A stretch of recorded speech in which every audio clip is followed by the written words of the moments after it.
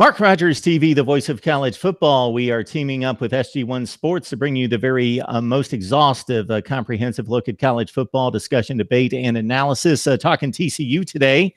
Got Billy Wessels on the line from Purple Menace. It's the Rivals platform for the Horned Frogs. So, Billy, how you doing today? Doing pretty good. How about yourself? Doing just fine. So I appreciate you doing this. We want to get a good take on TCU.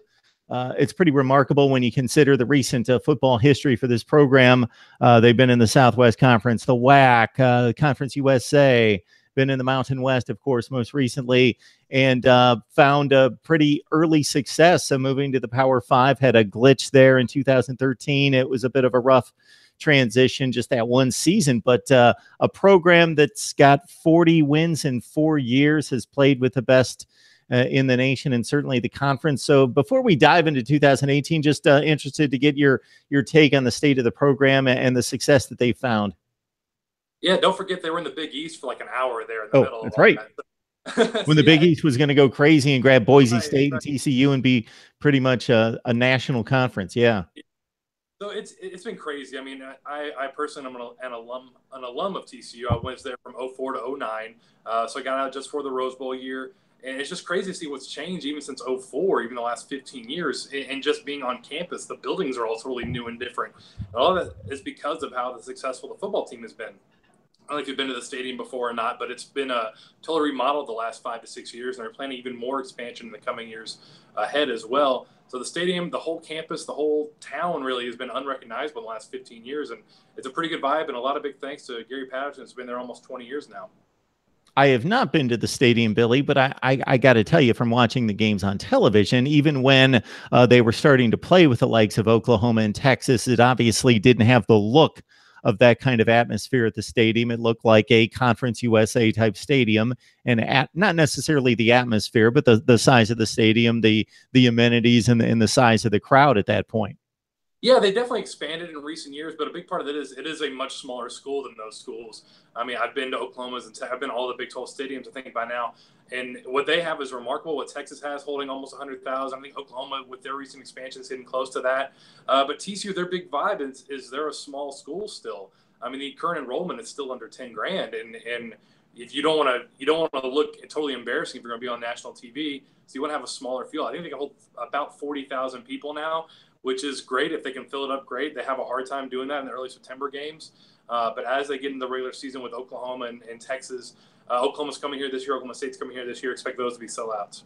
So, you know, when you shake out the entire 2017, it was clearly the second best team in the conference. It wasn't arguably the best, but they clearly had that second tier lined up with the 2 losses to Oklahoma, but losing the Big 12 championship game and then a nice comeback against Stanford in the Alamo Bowl. Kenny Hill, much maligned at certain points of his career for being a little scattershot downfield in the passing game, but certainly a guy that had a strong enough arm and certainly could break, contain, and pick up big conversions with his legs. But now Shawn Robinson takes over for an offense that was pretty potent last year, 34 points per game, 420 yards of total offense per game. So your thoughts about Shawn Robinson, a player that I believe, I don't know if he had any other extensive playing time, but I caught him for a few series at Iowa State last year. Yeah, he was in a little bit there. He started the Texas Tech game. That was his only start last season as a true freshman. He got some mop-up work early too, so he's got a handful of snaps. The thing is, he's more athletic than Kenny Hill. He's going to run a lot more. He's a bigger threat with his legs, and his overall a bigger arm. The issue is you don't know where it's going all the time. He can throw it 60 yards. It could be on a dime. It could be 10 yards off. Who knows? But he's got a big arm. He's big, athletic, can run with anyone else in the country. There's no doubt in my mind as far as quarterbacks go. He's a great athlete. Now, if they can get that accuracy, the big thing about Kenny Hill last year was he couldn't throw the ball deep, but he was pretty killer on the 10 yards and under routes. If Shawn can develop that kind of accuracy and be deadly on the short routes and hit a couple more big plays than Kenny Hill could last year, this offense could be even better than last year. All right, we've got Billy, the Texas fans, already jumping on line telling you that you're not going to win that game this year. I think it was pretty decided, though, like 24-7 this past season. But obviously, he just put 4 straight in that series, also, by the way. So, yeah, it's been a TCU series, no question about that. The likes of Texas like to lean back on history, but they're coming, as we would anticipate with Tom Herman in the fold. So yes. Well, I was going to say about Texas, looking at them, they remind me a lot of TCU in 2013, the year before the playoff, the year before they went off and exploded. Texas last year reminded me a lot of the TCU team in 2013. A lot of good weapons, just don't really know how to use it yet with a solid defense. I think Texas is going to be really good this year. I really do think so. I'm not just saying that because people are yelling at me or whatever, but I think look out for Texas. I'm not prepared to put them in the top 25 like most of the other national people are, but I think they'll have a pretty solid year this year. Yeah, I certainly think between TCU and Texas, they had the two best defenses in the conference, and TCU obviously able to generate more offense. Texas struggled there with the two-quarterback system, and we'll see what Tom Herman has. That's supposed to be his side of the ball, but the margin, really, TCU handed them the most decisive loss that they suffered last year. Every other game was pretty close for the Longhorns. All right, so TCU. There was a marked difference between TCU speed and Stanford speed in the bowl game, and that's what marked the comeback. Guys that can just play in space, burn a defense. Kevontae Turpin, of course, Darius Anderson, Kyle Hicks, all playmakers. So you lose a few guys that were playmakers on that side of the ball, but man, the team is quick and fast with playmakers on the outside. Yeah, at receiver, this team can play with anyone in the country. There's no doubt in my mind about that. Jalen Reagor, he'll be a first-round pick in 2 years whenever he comes out. He's unbelievably fun to watch and athletic, and he was a national champion long jumper in high school, so he's a freak athletically. Kevontae Turpin is the name everyone knows. He's been a star since being a true freshman. Expect Jalen Austin to be kind of the steady guy this year on the outside, sort of like what John D'Arso was last year, the hands guy that if you need a guy to make a catch, he's your guy. We didn't see any Omar Manning as a true freshman last year. Expect him to step up as a redshirt freshman this year. And Tay Barber is the true freshman to watch this year. Really highly rated, really highly recruited out of the Houston area. Had a really nice spring game, did a really good job there. Expect them to use him in a lot of different ways. We got Billy Wessels on the line from Purple Menace. It's the Rivals platform for TCU, and it's Rivals, so the in-depth coverage is an obvious platform there. So 3 starters missed along the offensive line. Your thoughts about the offensive front coming back? The offensive line is the big question. They're actually losing 4 starters in the offensive line, so that's your big issue, and that's what I'm worried about a game against a team like Texas and Ohio State, especially because they play Ohio State in week 2 or 3 whenever they play them. Ohio State's strength is their defensive line. TCU's weakness is its offensive line. Replacing 4 guys, you have Lucas Niang coming back. Other than that, it's a lot of question marks. The big guy's got to step up is Anthony McKinney, junior college transfer guy. He's a giant, like 6'9", 300 pounds roughly. He's a massive dude. Maybe not 6'9", I think I exaggerated there. He's like 6'7". He's a giant guy on the offensive line with a wrestling background. Center will probably be Kelton Hollins, a redshirt out of Louisiana. You got Wes Harris, is a big, highly recruited guy at the DFW area. Is going to step up one of the guard spots. And then after that, it's going to be kind of a mishmash of people they're getting. They're recruiting a lot more big guys, which is something TCU struggled with even since moving to the Big 12, is getting the size to keep up with Oklahoma and Texas. But getting that size and getting that importance and strength they're building up with the second year of Chris Thompson as the O-line coach. TCU can be competent there. That's the big question mark for this offense, though. Mark Rogers TV, the voice of college football. Where else do you find the best bloggers, broadcasters, and writers in the nation on a regular basis every day right here? Analysis from myself as well. We've got Billy Wessels on the line from Rivals talking TCU football. When we look at the defensive side, and I've got an interesting couple of comments here on the chat, but we'll talk some defense first because the pass rush has been pretty effective the last 2 years, 85 sacks. Your thoughts about what's coming back in 2018? The defensive line will be one of the best in the country again. It always is under Gary Patterson. I think they can be top 3 or 4 in sacks again. Ben Banigou is a guy that could be a first-round talent. He came back for his senior year this year. Up the middle, you've got Corey Bethley there. You've got I used to call him the Killer Bees. Joe Broadnax is there. Ross Blacklock is a giant human being too, as a redshirt sophomore. They have all the size that you can want in the defensive line. The way that TCU rotates guys, even Michael Epley was an SMU commit early. Eventually flipped to TCU. He's stepped up in a major way too. We weren't expecting that from him. They just create great defensive linemen, and with that, you can move Ty Summers back to linebacker because that's what they need too. After losing their best tackler in TCU history, and Traven Howard, getting Ty Summers, who's like 6 tackles away from Traven Howard's record, he'll break that in the first week or two to set the record again for TCU. Getting Ty Summers back at linebacker, that's what this team needs. The defensive line, I'm not worried about. Everything else, I've got some questions about, but the defense should be solid again as always. So who needs to step up? I have secondary question mark based on my research. That's a big question mark. You mentioned linebackers possibly as well. So who are some of those guys that you've got your eye on that really need to step up in August? So I think the second linebacker is going to be Garrett Wallow. He came in as a safety, but even GP has said he was too slow to play safety in his defense, so he's moving him to linebacker. He's a hard hitter, did a really good job on special teams last year. Look for him to be opposite Ty Summers at the linebacker spot. At the corner positions, you're going to have Jeff Gladney coming back. He was really talented. They lost Anthony Tejada, who was a 4-year guy. So Jeff Gladney's going to step up. They're bringing Julius Lewis back from injury. Julius Lewis is probably the fastest corner in the Big 12. But he's gonna need to stay healthy. His biggest issue has been his knees, everything like that. In the secondary, you've got Rico Evans, you got Ridwan Izahaku. You bring back a lot of guys that can play some safety for this defense. I'm not worried about the safeties. The second corner and the second linebacker spot are the big question marks for TCU. Somebody out there, I forget the publication, rated Gladney one of the top 10 fastest players in the nation. I don't know if you saw that, along with Rieger.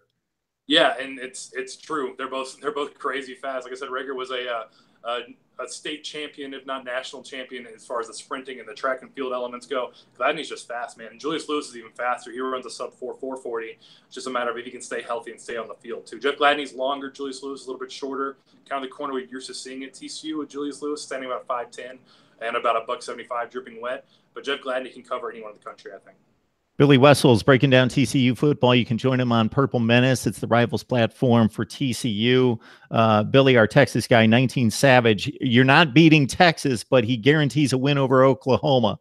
I don't know how that necessarily works, but and then it's always interesting to see what comparisons are made when you open up the chat, and college football fans are the best when it comes to bowing out the chest and pumping up their team. So you never know what comparisons are going to be made.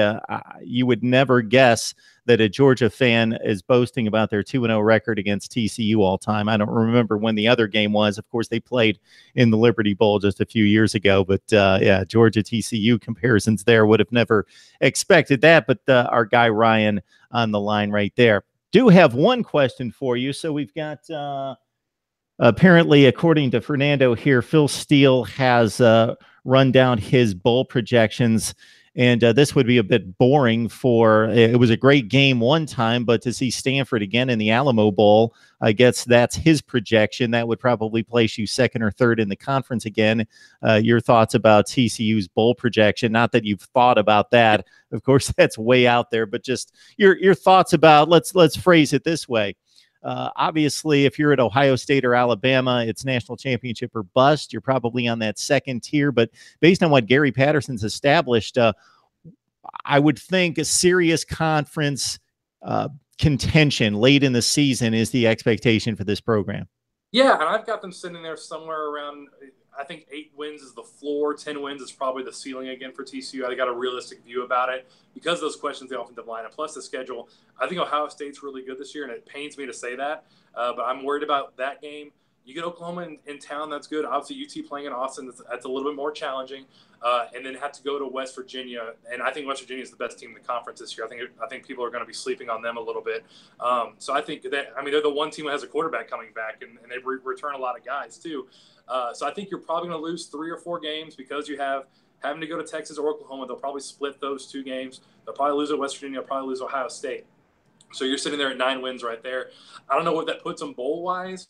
I know the bowl, they try not to have a repeat outcome from a year ago, so I don't think they'll go to the Alamo Bowl again as much as great as they played there the last 2 years. This is probably going to be like a Texas Bowl team. I think that matches up with someone in the SEC, so maybe an LSU if they have a down year, maybe a Missouri because they have that good quarterback. Maybe he leads into a pretty good year.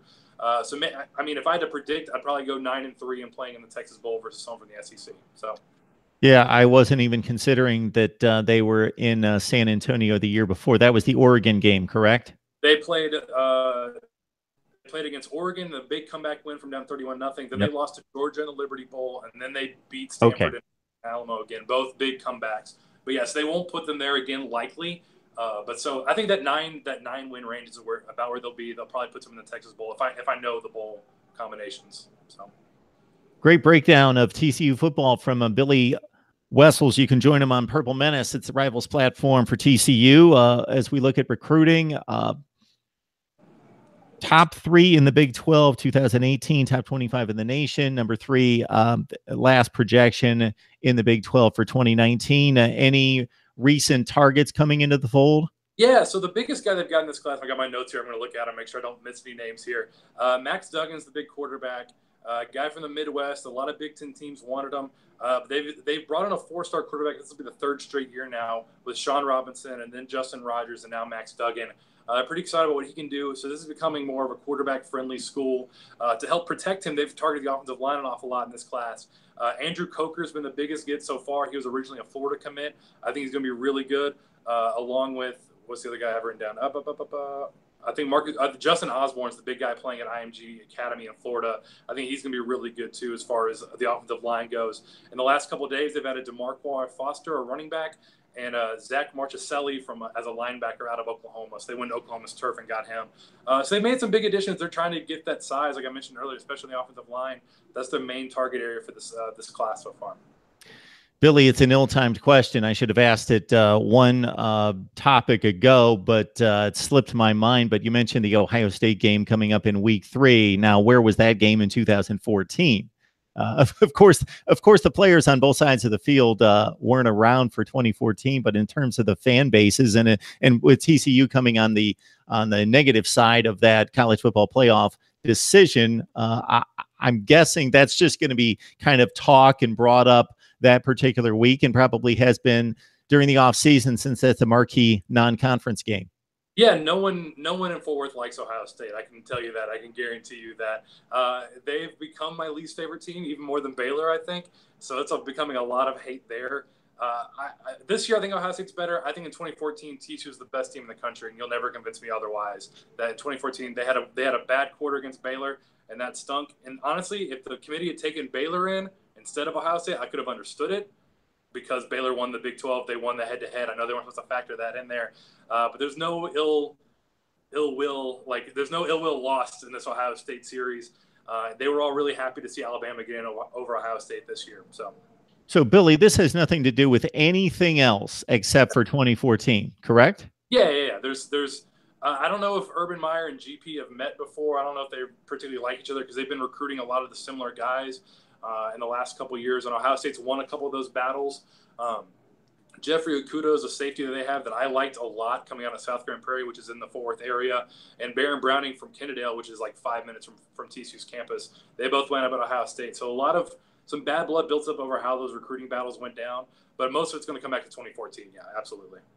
Billy Wessels, Purple Menace, Rivals platform for TCU, joining us with some great insight into the Horned Frog. So, Billy, I'm just curious about this Ohio State conversation I can here. Talk all day. I don't care. It doesn't matter. because typically, if you're TCU, you hate Oklahoma, Texas, and formerly Texas A&M. I don't know what the thought process is there, since they've left the conference. But Ohio State didn't control the decision. They actually went on and won the national championship, and all these teams involved had one loss. So I've always stated that I didn't know at the time why. Well, I do, because of politics and because of perception, why it was just a TCU Baylor Ohio State decision and not a Alabama Oregon TCU Baylor Ohio State decision, since they all had one loss. Why did Oregon and Alabama get the pass, and why would there be those feelings toward Ohio State? Probably because Ohio State had the worst loss in that bunch. They lost at home by, was it 2 touchdowns to a 6-6 team? Yeah. That's a bad loss. TCU lost on the road by 3 to a 11-1 team.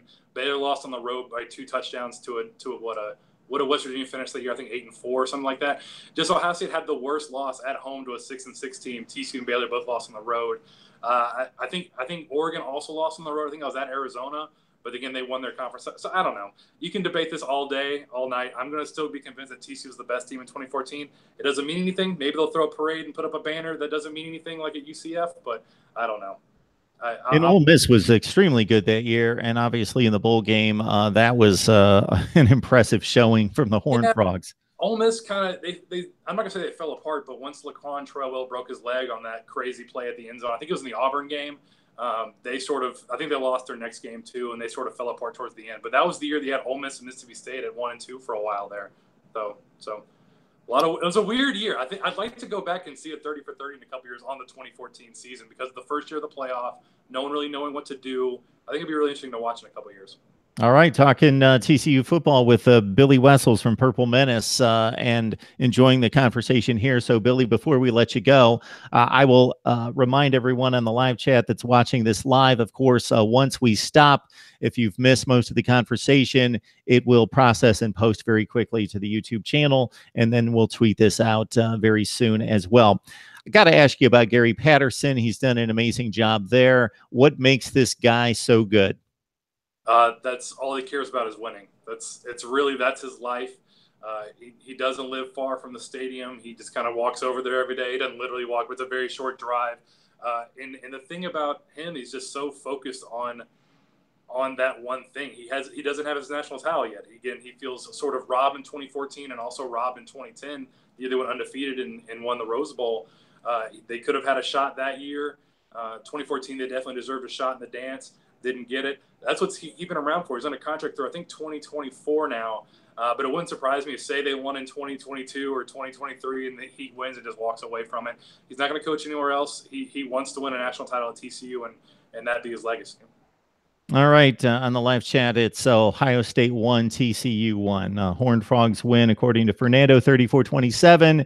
And NCIS Fanatic has Ohio State winning 41-17. So there you go. That's meaningless.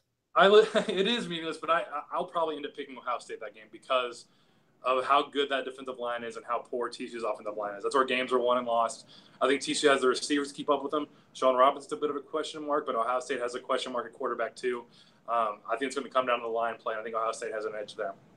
Billy Wessels joining us for a first time here at Mark Rogers TV. You can join him on Purple Menace, the Rivals platform for TCU. Billy, you're welcome anytime. I appreciate the breakdown on TCU. Yeah, of course, anytime. We can talk more for that Ohio State game coming up.